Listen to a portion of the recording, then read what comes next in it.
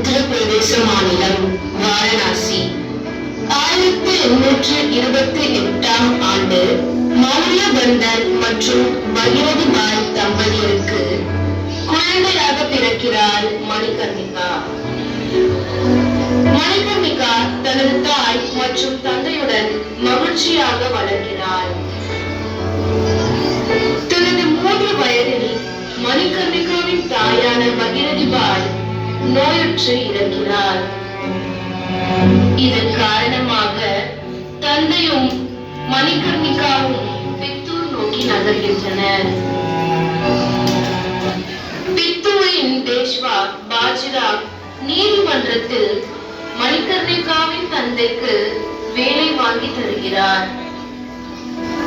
இதன் பின் இருவரும் தனது அன்றாட வாழ்க்கையை பித்தூரில் தொடங்குகின்றனர். அனைத்தும் தயார் நிலையில் உள்ளது. உன் வில்வித்தையை ஆரம்பிக்கலாம்.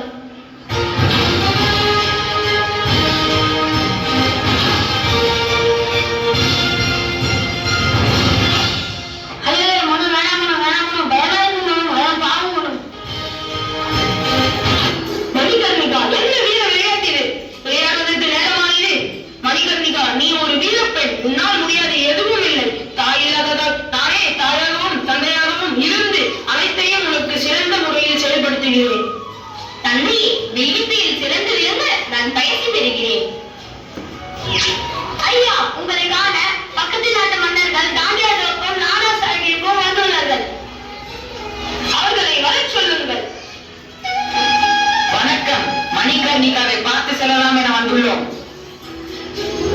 வாருங்கள் அரசே, மிக்க மகிழ்ச்சி. மணிகர்ணிகா, நீ மிகவும் அழகாக வில்வித்தை செய்கிறாய். நீ வீரமும் விவேகமும் உள்ள பெண். நன்றி அரசே.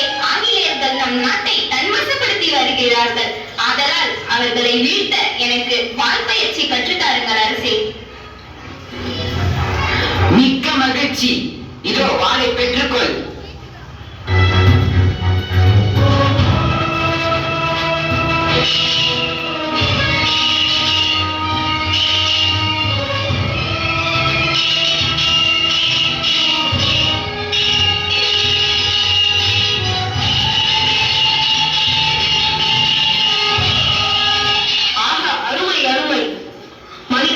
தனியாக இருப்பதால் அவளுக்கு ஜான்சி நாட்டின் அரசனான கங்காதராவை திருமணம் செய்து வைக்கலாம் என தீர்மானித்துள்ளேன்.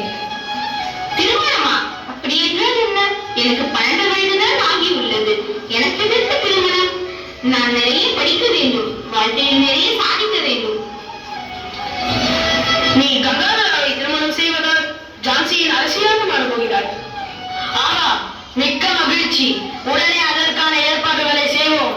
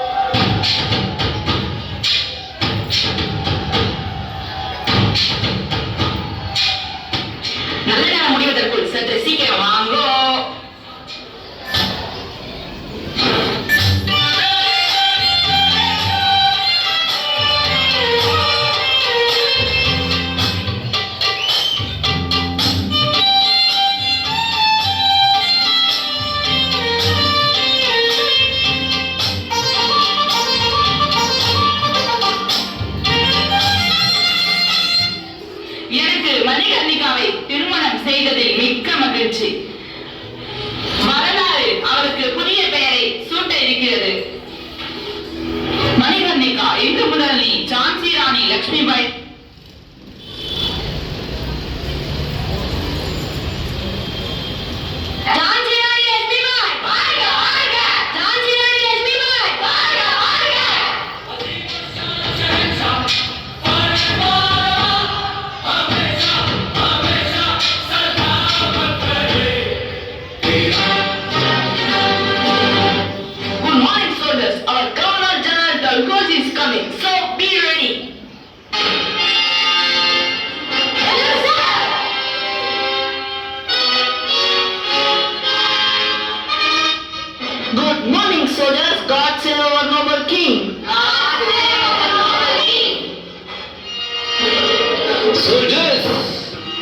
நமது பிரிட்டிஷ் சாம்ராஜ்யத்தை விரிவுபடுத்த ஒரு புதிய திட்டத்தை வகுக்கிறேன்.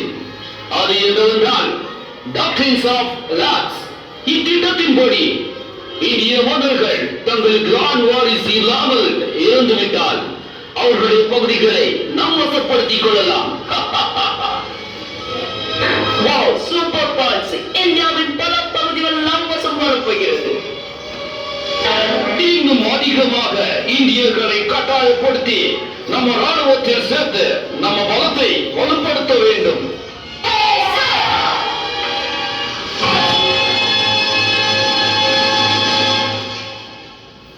ஜான்சி பகுதியை மன்னர் கங்காதரராவ் மற்றும் அவரது மனைவி அப்போது அவர்களுக்கு தாமோதரராவ் என்ற ஆண் குழந்தை பிறந்தது. ஆனால் இந்த குழந்தை 4 மாதத்தில் இறந்து விடுகிறது.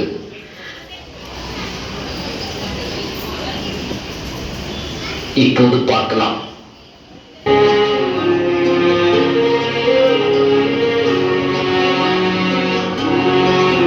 மன்னா, உங்கள் குழந்தை இறந்ததை கேட்டு நாங்கள் மிகவும் வேதனை அடைந்தோம்.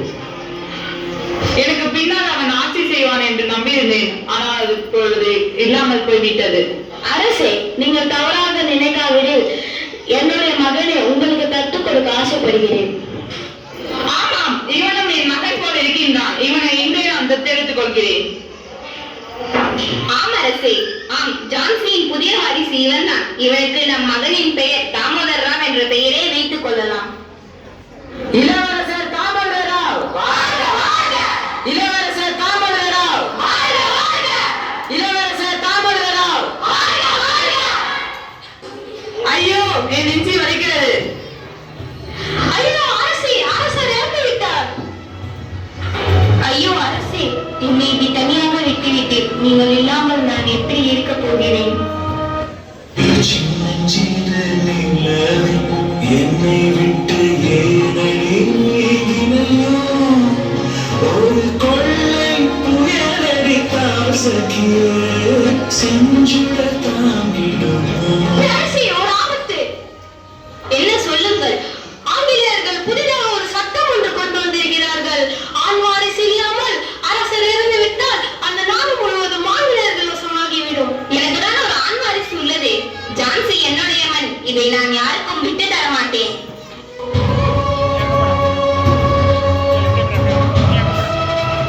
லட்சுமி பாய், உனக்கு 60,000 ரூபாய் ஓய்வூதியம் தருகிறேன். அதை பெற்றுக்கொண்டு இந்த கோட்டையை விட்டு வெளியேற வேண்டும். இதுவே என் எச்சரிக்கை.